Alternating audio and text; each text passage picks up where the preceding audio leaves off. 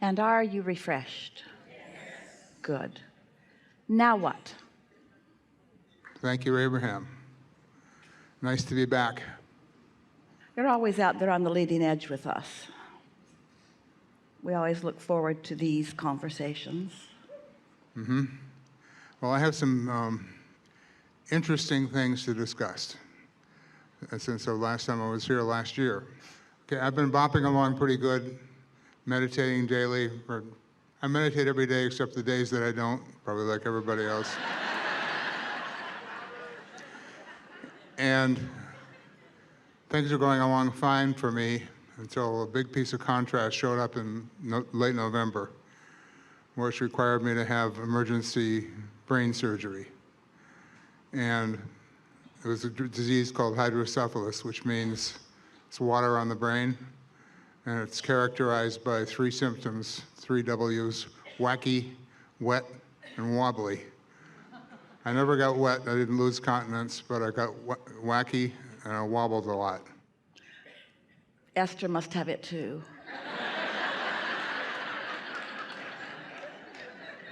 They installed a shunt in my brain. They got a bump right there and a line that runs down and drains into my abdomen to drain off excess spinal fluid.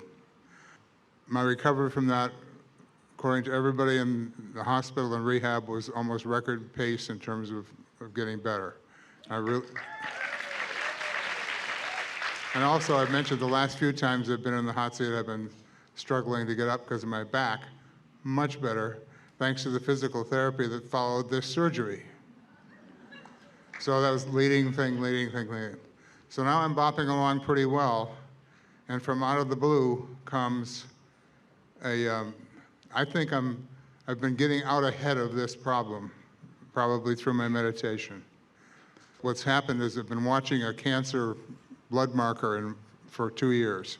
My primary care physician has been watching, well, it could be pancreatic cancer, it could be a gallbladder, it's a non-specific test, and it's creeping up every 6 months. Finally, 2 or 3 months ago, it jumped quite a bit. So he said, we better go take another look at it. They had looked at it with an endoscopic ultrasound 3 years ago.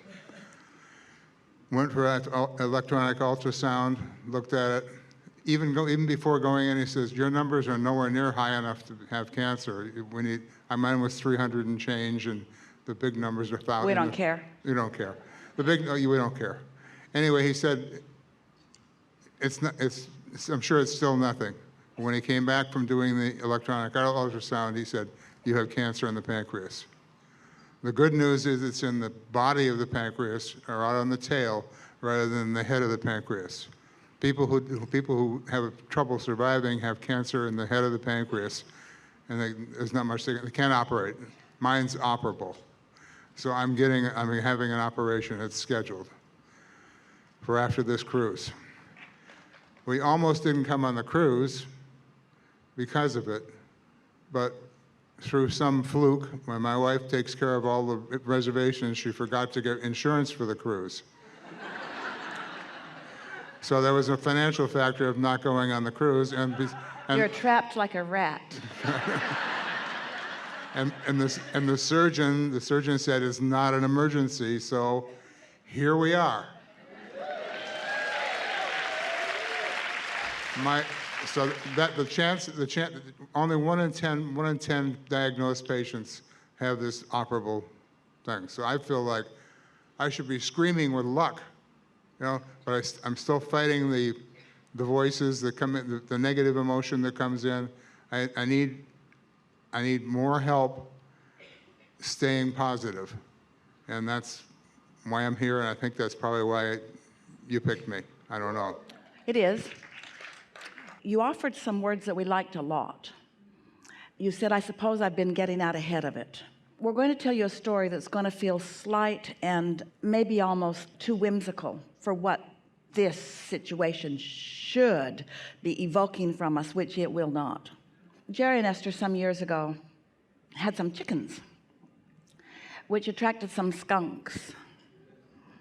And Jerry devised a very clever way of putting a live trap in a 55-gallon drum barrel and attracting the skunk in, and he already had some tarps fashioned so that as soon as the skunk was in the trap and in the barrel, he could cover it with the tarp.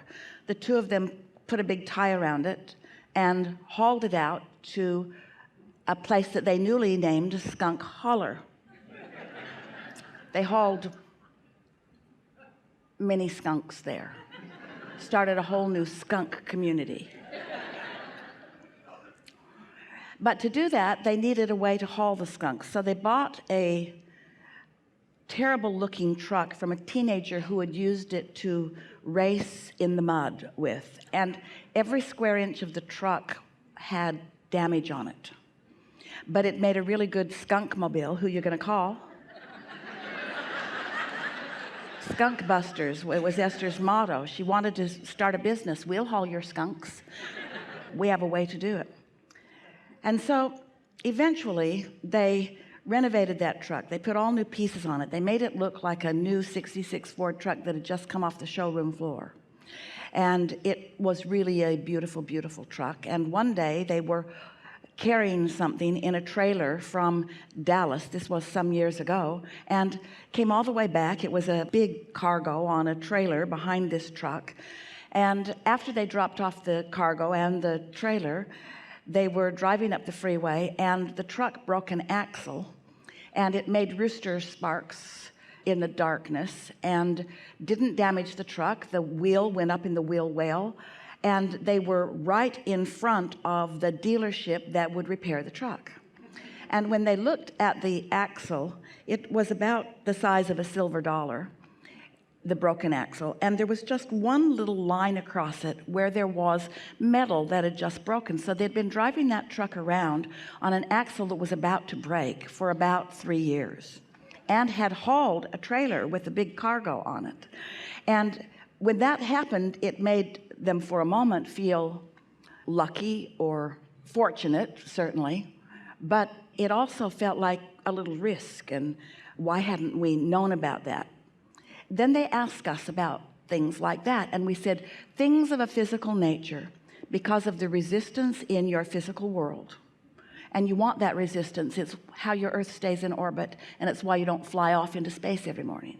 There's a wonderful thing about the physics of your planet, but there is resistance which does cause wearing on physical things. And that wearing is a sort of inevitable thing. We were talking about the mechanical things, the metal things, but the timing is something that is under your control. And so what better timing than that?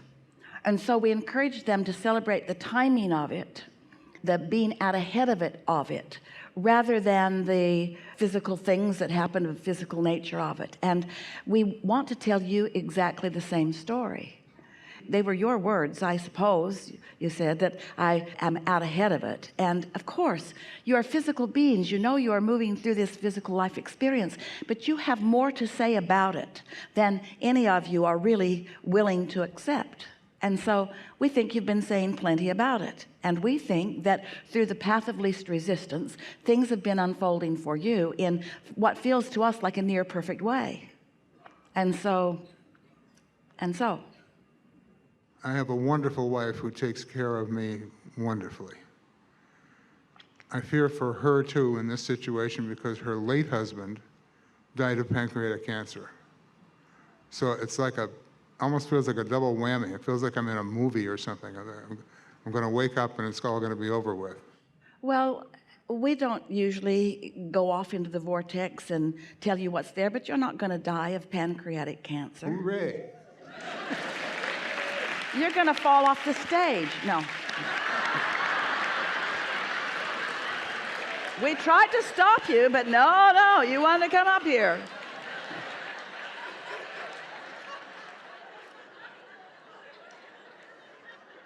So then following, go ahead, the seemingly apparent next right thing for me to do is to go ahead with this surgery. Absolutely. It's absolutely the path of least resistance. It's the perfect thing for you to do. Yeah. One wrinkle in it that worries, it's also worrisome. The shunt that they put into the brain, when the pancreatic cancer surgeon saw it, he said, shunt's got to come out. before I open you up. So went back to the neurologist. Easy, we'll take it out. How long before the symptoms return? Nobody knows. Never. Never? The shunt has done its job. Your body is acclimated to the new recovery. The not having insurance on the cruise bought you the time that you want for all of that. Everything's lined up really well for you. Thank you. Yeah. I'll see you in Alaska. Yes, you will.